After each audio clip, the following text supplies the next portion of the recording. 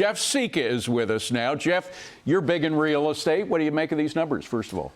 Well, David, I think they're terrible. First off, I think we're in the seasonally strong time for selling coming homes. into it, yeah. But now this is proving that to the first-time home buyer, this is still a blood-soaked hellscape for them. There's not a lot of inventory, that prices are extremely high, and interest rates are too high. And then you have all the people who are in lower interest rate homes that would want to either trade up, trade down. They're frozen out because rates are so high, and they'd have to take their low interest rate to get a higher interest rate. So the point I'm trying to make is that nothing has changed. This $4 million homes number, because of what we've been through, does not show we've made any improvement in affordability, and there's nothing more important than affordability. Got to increase that inventory.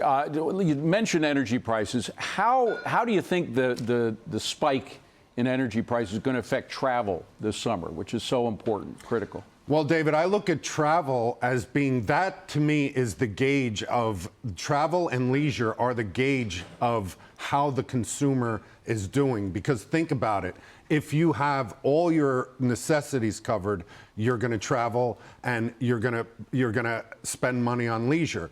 Now, if you look at travel and leisure, it's been relatively strong because we've had a lot of rebound from the pandemic. Now what we're beginning to see is oil prices not only affect fuel, but they also affect hotel prices. Hotel rates go up. You have food. But the question is how far these prices will go. So far, we're getting CPI numbers out this week. I believe it's tomorrow.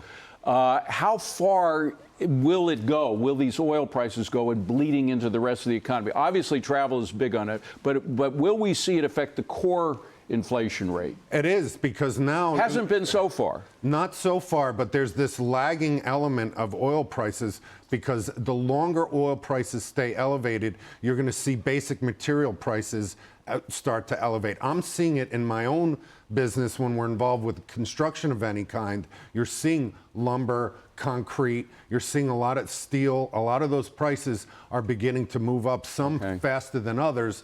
And the longer this takes, the longer it takes for oil to come down, the more those basic material prices are going to stay high. All right, Jeff Sica, good to see you, my friend. Thank you very much.